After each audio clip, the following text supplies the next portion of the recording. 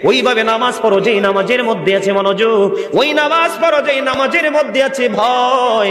তুমি নামাজটা পড়তে হবে এমন ভাবে বন্ধু।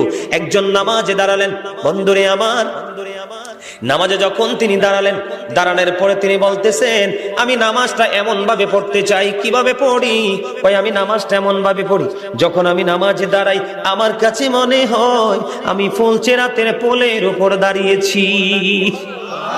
একটু যদি নড়বড় হয় আমি জাহান্নামে নিক্ষিপ্ত হব। তার মানে হলো আমি এতটাই মনোযোগের সাথে নামাজ পড়েছি যেন আমার নামাজটা বিন্দু পরিমাণ কোনো আংশিকভাবে যেন অগ্রহণযোগ্য বলে আল্লাহর কাছে গৃহীত না হয়। তিনি বলতেছেন আমার কাছে মনে হয় রে এটা আমার জীবনের শেষ নামাজ।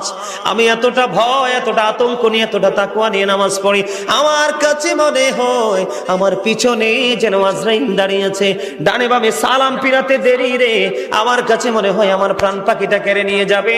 আমি যখন নামাজে দাঁড়াই আমার কাছে মনে হয় আমি যেন বাইতুল্লাহর সামনে দাঁড়িয়ে আছি।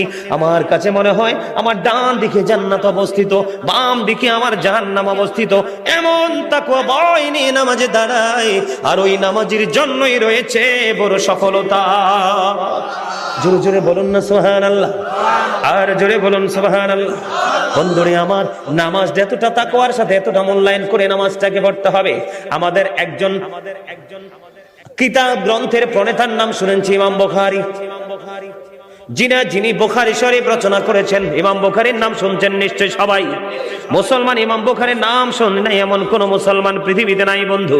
ইমাম বুখারী এমন ভাবে তিনি নামাজ পড়তেন, উনি যখন নামাজে দাঁড়ালেন বিষাক্ত ভীমরোল তাকে কামড় দিল। কি দিল? বিষাক্ত ভীমরোল পোকা তাকে কামড় দিল বন্ধু। কামড় দেওয়ার দিয়ে কামড় কিন্তু দিতেছে, দিতে 10টা কামড় দিয়েছে, কিন্তু নামাজ শেষ হয় না।